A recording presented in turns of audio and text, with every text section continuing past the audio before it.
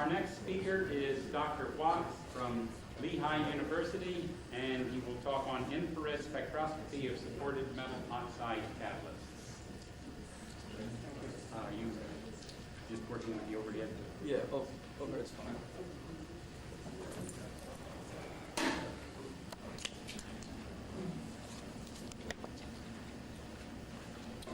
It's a real pleasure to participate today in this symposium to honor Professor Bob Eichens. An honor to have a very close contact with Professor Eichens over the last 8 years when I joined Lehigh University. I had many opportunities to go to lunch with him. And one of the nice things, I've had a certain sort of continuity about the history of catalysis over about almost the last 5 decades. The only problem is that sometimes I keep hearing the same stories once or twice over, but I still enjoy them nevertheless. But it's been a real pleasure for me to have such close contact with Bob Eichens. Usually when there's visitors to Lehigh University, Professor Eichens' laboratory, infrared laboratory, is across from my laboratory, which is the Raman laboratory. And sometimes he challenges me that one day that Raman will be as useful as infrared is today, as we all know. So I decided it'd be more appropriate today, in spite of my title, that I will talk about infrared, that I will talk about a Raman talk to show what is it that we can do today with Raman spectroscopy. I'm particularly excited about these results because they're very new, and it's sort of what we've been trying to do for many, many years, is to really start to do in situ Raman spectroscopy studies. We're looking at reactions and connecting it to kinetics. And many times we see certain kinetic observations and we want to know why things behave in such a way. And this is what I'll try to do today, show you with Raman to couple the reactions with the Raman studies. Now I'll be talking about several systems. One is supported metal oxides based on molybdenum and based on vanadium. Okay. The first series of slides here is from a moly silica system, and this is a molybdenum silica, a Raman spectra in situ with no reaction going on, and the bottom vibration curve you see A is just for the plain silica. When you put molybdenum, you see this peak growing in here around 980 up to 990, and this is the isolated molybdenum oxide species on silica. At very high loadings, you see there's a second shoulder here at 968 due to a secondary species. But the important conclusion here is that over this whole loading range, which is the highest loading density that we have, there are no crystals here of molybdenum oxide. The crystals show very sharp, huge peaks at 816 and 991, as I'll show in a little while.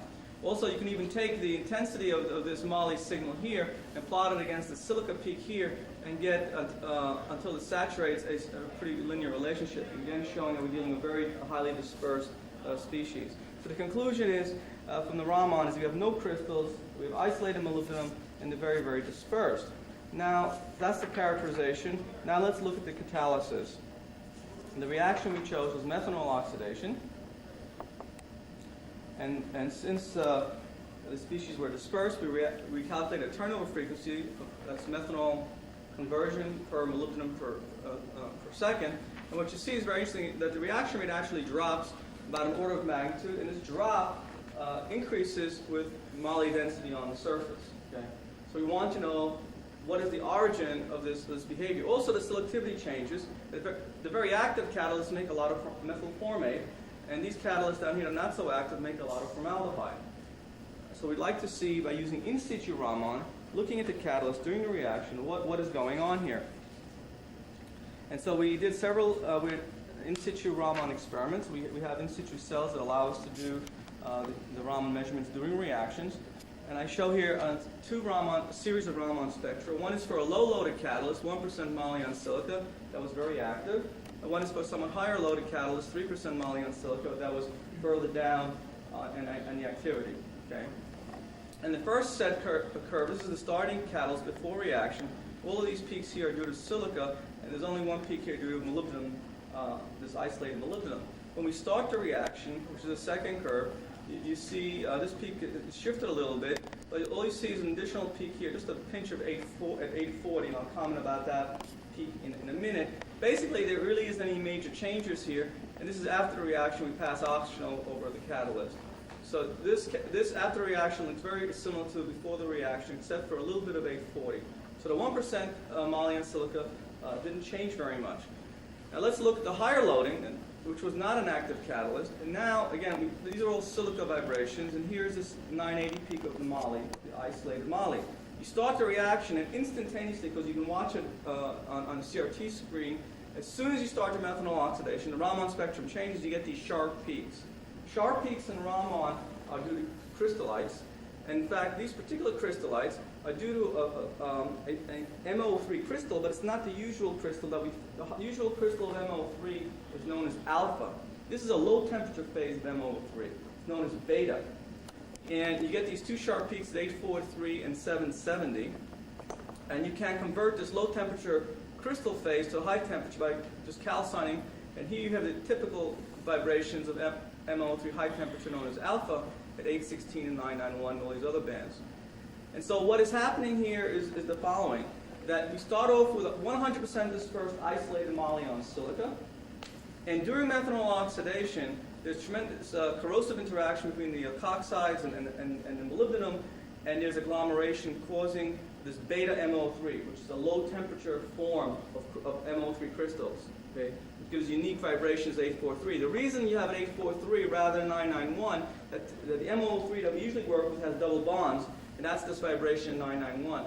This low temperature form is similar to WO3. It's almost like a slightly distorted octahedral. It does not have double bonds, and that's why its vibration is a low frequency. But if you heat above 300, you can transform into this high temperature form. And so the reason you see this decrease, order of magnitude decrease in methanol oxidation is just due to agglomeration, because the turnover frequency for at low loadings for moly silica is really comparable to the turnover frequency for crystalline MO3. Okay? So it's just a sintering process induced by methanol oxidation, by methanol complexing with the molybdenum and moving it around. And it's a very nice case to show that you can't characterize the catalyst before reaction and think that it'll stay the same. Okay? So we tried to do one more experiment. We thought we were smart, and we said, well, okay, let's go to a situation where we actually start with a lot of high temperature MO3, known as alpha, before the reaction starts. But you put the 5% molybdenum oxide is the maximum we can disperse on the silica. Above 5%, we start getting crystals of MO3, and this is the high temperature form because we calcine our catalyst at 500C when we make them. So you have this peaks at 816 and 991. And so we thought that if we start with this MO3 and this other molybdenum that's on the surface is going to crystallize, it'll play it out and it'll still keep making the same molybdenum phase.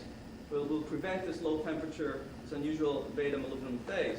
However, what happened was the opposite, that everything went to this low temperature phase. What it implies is not only is the methanol able to move around the moly that's attached to the silica, that's isolated, but it's able to move around the crystals of alpha MO3. But everything is moving around and rearranging itself to the equilibrium situation, which is beta MO3. So not only can methanol move isolated species, but even crystals can be corrosively attacked and moved around during reactions. Okay. So that was the contrary to our expectations. And then we also turn to another reaction that makes formaldehyde, and that's over the same catalyst. It's known that you can make formaldehyde at low conversions, very high selectivity, like 100%, from methane over moly silica. And there's some people here in the audience who have been pioneers in this area. And here's the Raman spectra of under-methane oxidation. And there's quite a few things to be learned from this. One simple experiment. This work was done in conjunction with Nick Spencer when he was at Grace several years ago. And this is the isolated moly on silica species. This is at room temperature and oxygen. We heat it up to 550 centigrade and oxygen. Obviously, it does not change. It's still isolated. And we now start methane oxidation to formaldehyde. Now you can see that it's still there. Nothing is changing. So it's really methanol that's the culprit, because both are making formaldehyde. Okay? Now there's several important conclusions here. First of all, it's been claimed in the literature, or I should say proposed by several researchers, that you needed molybdenum oxygen, molybdenum bonds, or bridging oxygens, if you will, to make methane go to formaldehyde. Now these are isolated molybdenum species. There is no dimers or polymers of molybdenum here. And that tells us something very important, that those sites are not necessary to make formaldehyde, because this catalyst is making formaldehyde. Another conclusion that we see here is that molybdenum is basically +6 here, as I'll show you later in the talk. If it gets reduced, the signal decreases. And also the sample stays the same color. If it got reduced, it would turn dark. And so under the steady state, the moly is not reduced. It's basically predominantly 99% +6 moly. It's not +5 and so on. And finally, it has also been proposed that molybdenum during methane oxidation on silica is actually present as silicomolybdic acid. Okay? This is not silicomolybdic acid. This is an isolated molybdenum. And to show you that, you could actually synthesize silicomolybdic acid and also study it and shown that that's not the case. I'll show you that why in a minute. To make silicomolybdic acid, you have to pass water over a molysilica catalyst overnight. And there's a reaction between some silica dissolves in the water and reacts with the moly and makes silicomolybdic acid. And this very sharp Raman features you see here are that of silicomolybdic acid. Okay? So we put it in situ Raman cell and we heat it up. And it's beginning to get dehydrated. What happens is when you hit 300 degrees, it's totally decomposed. Silicomolybdic acid is not stable above 300 degrees centigrade. It decomposes back to the normal isolated moly on silica. And so there's no way that silicomolybdic acid can be the active state of the catalyst during methane oxidation. What it is, it's isolated, and not polymerized, but isolated moly species on silica that are the active sites for methane oxidation to formaldehyde over this catalyst, such moly silica catalyst. And we also did the same experiments with vanadium, and it's also the vanadium isolated species that are active for methane oxidation. I should acknowledge that work was done in collaboration with Camille Clear's laboratory at Lehigh University with postdoc Kun Sun. Now the second part of the talk is I'd like to switch to vanadium. Okay? Now we've known for a long time that vanadium on titanium is a very active catalyst. And this is used industrially for many applications. One is for the chemical industry's orthoxylene oxidation to make phthalic anhydride. That's one oxidation reaction. More recently, we see a lot of interest in applications of vanadium titania for denox, because the catalyst is very, very active, okay, with ammonia. And what we wanted to do is really attack this problem in a quantitative fashion, to really understand both from a molecular level as well as kinetically what makes vanadium titania so special compared to other supports.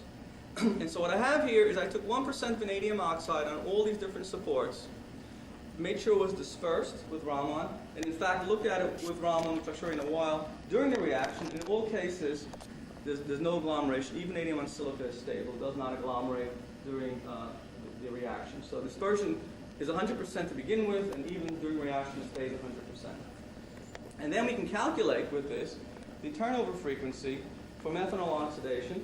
And even though I use methanol oxidation as a probe, we've done the same work for denox, follows the same trend, orthoxylene oxidation, other oxidation reactions. So this is a general pattern for oxidation reactions for their activity over these series of catalysts. It's not unique to methanol. Methanol is a nice simple probe molecule, and we're looking at methanol to formaldehyde. And indeed, what the literature has claimed is that vanadium titania is and this is on a log scale, is very, very active. It's 1,000 times more active than vanadium on silica. Okay? It's 100 times more active than vanadium on alumina. Okay? Slightly more active than vanadium on niobium, and about comparable to vanadium on zirconia, but with the experimental error about the same here. So we've quantified this effect. Now, furthermore, we know the mechanism of methanol oxidation. It's a very simple reaction. You form a methoxide species, intermediate, and you break the CH bond. The same reaction occurs over all these catalysts, and that's how you make formaldehyde. We measured the activation energies to see if the origin of this kinetic effect was due to a difference in activation energy. We find the same activation energies within 1 or 2 kilocalories per mole for all the catalysts. So the difference in this activity is purely due to a pre-exponential factor. So the question that we have to answer, in order to understand this, even though we put 1% vanadium on silica, are the sites just sitting there and not doing anything? Is it a question of number of sites working? Just because we put 1% vanadium doesn't necessarily mean all 1% vanadium is working for us and doing the turnover. Or is it due that activity per site? Is that one vanadium on zirconium can work 1,000 times faster than one vanadium on silica?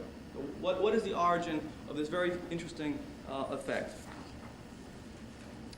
So we pursued this. First, I'll show you the Raman spectra before reaction. And what you see here is the Raman spectra of vanadium on the different supports. And you get pretty much something very similar. You get about a band around 1030 wave numbers plus or minus 10 wave numbers, which is very, very small shift. 10 wave number shift in this region corresponds to 1/100th of an angstrom, which is really trivial. And we're not really changing the structures here. So the hypothesis in the literature in the mid-80s was that the reason vanadium titanium was so special catalytically is that it had a special structure. We don't see that here. We don't see that also from doing vanadium 51 NMR. So it is not due to a structural difference that vanadium on titanium is unique. It's the same structure as vanadium on aluminum. In fact, identical to vanadium on aluminum. So then we turn to in situ Raman to get some more handle on this problem. And the left is for silica and the right is for titanium. And this is what the Raman spectrum in this region looks like before the reaction. This is the vanadium oxygen vibration that we're looking at, vanadium oxygen on silica. When we start the reaction, I've taken this curve here and I've superimposed it to show you the intensity of the vanadium initially. You see there's a decrease in the vanadium. The vanadium is being reduced during oxidation reaction. You can also see it, since we have a quartz reactor, you can see that the catalyst is getting darker. So there is reduction. In other words, the vanadium is not just sitting there and doing nothing for us. It is participating in the redox cycle. These other bands we see here are due to methoxide species, which I'll show you in a little while. And these are associated to CO vibrational mode with the methoxide that's on the silica. And I want to thank Jay Benziger, who I don't think is here, who helped me assign these over lunch. Because they're not due to vanadium. The highest vibration of the VO double bond can go is about 1040. And 1080 is way, way too high.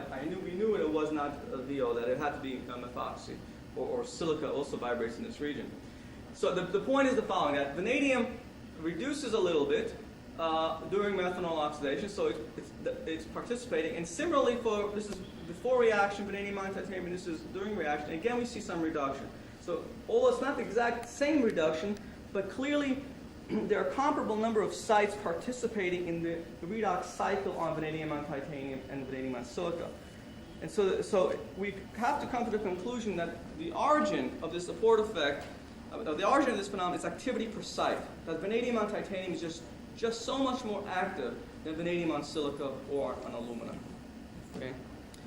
And then next we also wanted to see, is this unique to vanadium? Okay? And so we examined a whole different bunch of oxides, molybdenum, chromium, and rhenium. And I plotted here the turnover frequencies versus the Raman peak position here. And what you see is a very clear pattern, that whenever you put these oxides on reducible oxides, these metal oxides, the active ones, on zirconia and titania and niobium, those turn out to be the most active catalysts. Whenever you put them on silica or alumina, you get the least active catalyst. So this activity per site is related somehow to the support. Okay? Another conclusion we can make from here, for many years it's been claimed and almost believed ingrained in the literature, in oxide catalysis literature, that it's the double bond that's doing the oxidation catalysis. And furthermore, it's been stated that if the double bond gets longer, the reaction rate goes faster. Okay? Now, I'm measuring the double bond directly with Raman, and moving in this direction makes it shorter, and moving in this direction makes it longer. Now, it's according to this 20-year claim in the catalysis literature that if the bond gets longer, the reaction rate ought to go faster. And look at all this data. There is no line. The data does not line up. So what I'm trying to convince you here is that there is no relationship with this double bond and oxidation catalysis activity. Okay. So putting all this together, the picture that we arrive at is the following. That we have these vanadium tetrahedral species on the support surface, both isolated as I've shown it here, and also polymerized. And we don't see any correlation whatsoever between the double bond length, okay, this bond here, and any catalysis activity whatsoever, for vanadium as well as other metal oxides. But we see phenomenal effect when we change the support, okay? Especially if we go to reducible supports. But we could have to conclude that it's this oxygen somehow that's involved in a redox cycle in controlling the activity, okay? So there's a very profound support effect for these supported metal oxide monolayers. Bob Weber did a very nice study, theoretical publication in Journal of Physical Chemistry this spring, and he showed, and his calculations show that what you need for the methoxide to decompose is a hydride transfer, and he predicts you need a reducible cation. And clearly titania, which is easy to reduce to +3, or zirconia, which on the surface at least reduces to +3, can easily provide these sites. We're sort of saying similar things, slightly different, but the bottom line is that if you have a reducible substrate, that site can act and oxidize very, very quickly and go through a redox cycle very, very quickly. I have some additional evidence to show that to you by looking with Raman at the methoxide species on the surface. Now we're looking in the Raman, in the region where methoxide vibrates, and there are two different methoxide species on titanium. Each pair of vibrations here corresponds to symmetric and antisymmetric. This is one methoxide species, this is a secondary species that we're seeing here. And this is during methanol oxidation under reaction conditions, and this first catalyst has no vanadium. And you see a very significant, strong signal for methoxide on the surface. As we start putting vanadium on the surface, you can see that this signal is being chewed up, and 6% is a complete monolayer. The titanium is totally covered by the vanadium. And you see very, very little methoxide left. So this catalyst that's very, very active is reacting so fast that there is no steady-state high population of intermediate that we can detect, consistent with it being so active. However, if we turn to silica, that's not the case. Silica, which was not an active catalyst, shown here again is the methoxide region. During reaction, and this is again without vanadium, the symmetric and antisymmetric of the methoxides. That's well known that methoxides coordinate to these silicas. Jay Benziger has done a lot of work in this area about 10 years ago. But what's interesting here is that unlike the titanium case that was very, very active, and as we put vanadium on the surface, we destroyed and chewed up all the methoxides. In this case, you start seeing two new huge bands growing in. There's another methoxide which is somehow associated with the vanadium or near the vanadium sites growing on that surface. So you're forming a lot of methoxide on the surface, but it's very, very stable. And again, consistent with the low reactivity of the vanadium silica catalyst. So in a sense, the comparable number of sites are participating in the vanadium silica, in the vanadium titanium, but the turnover frequency on titanium is so fast, and it's the activity per site that's controlling the behavior. Since I have a couple of minutes, I'll just show another system very quickly, because there's some people in the audience that are interested in molybdenum. I just want to bring your attention actually to the top two curves, so I can just. This is also methanol. Okay, let me make a comment before I begin this. I'm going to compare in situ Raman for moly on titania and moly on zirconia, which have very comparable turnover frequencies for methanol oxidation. Okay, and here you see very little. And for moly on titanium, which is very, very active, you see very little change. There is not much reduction of the moly during the reaction. Okay, like we saw on the vanadium silica or the others. But yet this catalyst is very, very active. In fact, it's about 3 times more active than moly on zirconia. Let me show you moly on zirconia. Where you do the same reaction, methanol oxidation on moly on zirconia, now you see tremendous reduction. Okay? So the moly is behaving very, very different, in the sense that both catalysts are very active, but in one case, this is before reaction, and this is during reaction, and again, I drew this blue line to show you how much is reduced. A significant amount of the moly on zirconia is participating in methanol oxidation. So here, the number of sites is changing. You know, I'd say ballpark, there's about 5% of the moly on titanium is participating, and about 50% roughly on zirconia, which tells us that the moly on titanium has to be an order of magnitude more active, because the bottom line is that the turnover frequency is the same. We average over all the sites. So again, moly on on titanium. So you can have both the number of sites change on you, as in the case of moly, as well as the activity per site. So in the case of vanadium, it's activity per site that dominates the pre-exponential factor. In the moly case, you can also have the number of sites changing from catalyst to catalyst, as well as activity per site. But activity per site does seem to be a dominant factor in all of these monolayers that we've studied.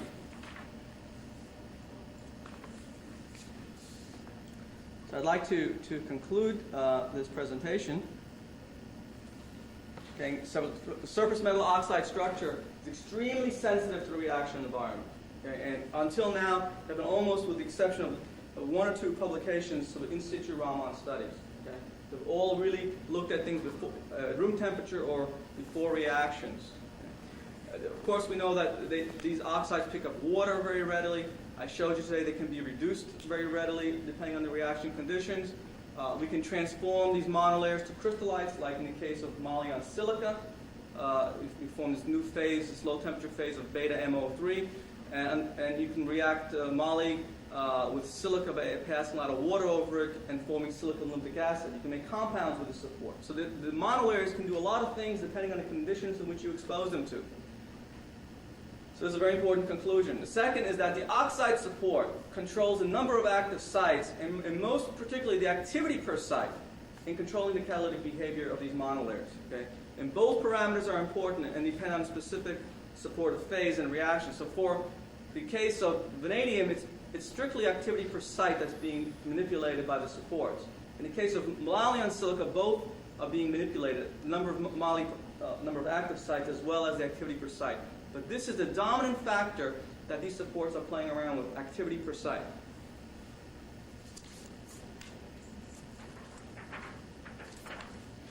I'd like to thank the people who did the work and the people who supported the work.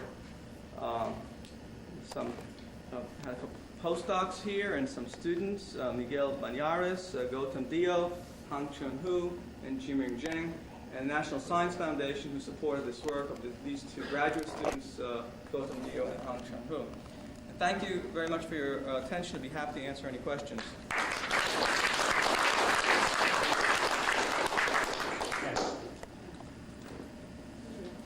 You have mentioned that the hydride transfer from methoxide is to the reducible support is critical. That's now, the conclusion of theoretical calculations by Bob Weber. Yes, Okay. right. And you like that. It seems like you have adequately and very well shown that with the reducible support, you have higher activity. And this is a very nice study. I would conclude, given the fact that with the reducible support you often have higher oxygen mobility, that perhaps you're implying that the rate determining step is reoxidation of the metal. Could you comment on that? Or are you implying that the rate determining step here is the hydride transfer that you mentioned? Two separate things. First, I don't think it's a reoxidation. We used to think about that a lot, and because the reaction rate is not dependent, there's a very weak dependence on oxygen partial pressure. So if that was a slow step somehow, we would see reaction rates that, like first order of oxygen partial pressure. We see things like 0.1, things like that. It's very weakly dependent on oxygen partial pressure. The hydride transfer, again, is just a theoretical calculation that Bob Weber did a nice calculation, and I gave it a plug. But it's sort of, it falls in line again that you need a reducible support. I'm not saying that is the step. That's what his preliminary theoretical calculations show. It clearly has to do with, in my opinion, the removal of that oxygen, something to do with that oxygen as a bridging. Now that's not to be confused with the total reduction like in TPR, which is a different issue that we're looking at. Okay, but it's how easy that oxygen, that cycle can go around that cycle, involving around that bridging oxygen. And there's no evidence so far to support the hydride transfer. It's just a nice model at this point in time. Okay. Again, getting back to the molybdenum restructuring catalyst, the data you showed was for in situ conditions for methanol oxidation. Of course, you're producing water at the same time. Under those kind of conditions, just steaming, as we've seen typically on molybdate catalysts, at any kind of temperature, you can get recrystallization. I've done the water experiment under the same conditions and nothing happened. It's 230 centigrade. It's a very mild condition. Methanol does it. I mean, I've done it with methane that makes formaldehyde, doesn't budge. I've done it with pure water, which I have a slide here. I don't want to draw it out. Doesn't change. It's just methanol. It's alkoxides. There's a very strong linkage between the alkoxides and the moly. One other question. You show the correlation or lack of correlation to the molybdenum or metal oxygen double bond to catalytic activity or catalytic performance. That was all for methanol oxidation, isn't that right? Well, it's all for methanol, but I'll generalize it because the same exact pattern, I can take all the same data and overlay with denox. I've done denox. Orthoxylene oxidation, they all follow the same pattern. So methanol is my simple probe molecule, but everything I'm saying here is true, and I'll be making one statement: monolayers. So don't confuse it with bulk oxides. But you said methanol oxidation isn't prototypical oxidation reaction. Okay, but I've done it with other molecules also for monolayers. Okay. Keith Hall gets the last word, and then we're going to be Just a couple forced to quick go on. questions. When you calculate your turnover frequencies, what are you basing this on in terms of the number of molecules of methanol reacted or the products formed or what? The second question is there any changes in selectivity among these supporters? The turnover frequencies, first of all, we calculate the number of methanol molecules converted, and particularly Into what? formaldehyde. We're looking at the same reaction. With the one exception, all of these make formaldehyde with very high selectivities, in the ballpark of 90% or better. The only exception, of course, is aluminum, because you have loose acid sites that take to make dimethyl ether. So we have to be very careful and only count the methanol to formaldehyde pathway on aluminum, because only the vanadium or molybdenum sites will make formaldehyde. Aluminum will not make formaldehyde or methanol. So we're looking at methanol to formaldehyde, first part. The number of sites that we're counting are the number of moly we put down, the number of vanadium we put down. Because keep in mind, we're very low here. We're 1% vanadium, 1% molybdenum, or several percent. And we know from Raman that they are 100% dispersed. And we know that they're not, with the exception of moly silica, okay? We know they're not crystallizing under reaction conditions. However, then there's a finer question, which I think you're leading to, is that not all 100% of the vanadium atoms are doing catalysis at steady state. Okay, maybe half of them are, but it's the same thing when you do metal. I mean, you count the number of exposed metal atoms, and we normalize by convention the reaction rate per exposed, metal atom as measured by CO titration or hydrogen titration before the reaction. So we can use Raman to tell us that dispersion is 100%. We know exactly the number of vanadium atoms on that surface, or molybdenum atom. We take the reaction rate and normalize it per those sites. Okay, well, I think we're going to have to cut things off here. Our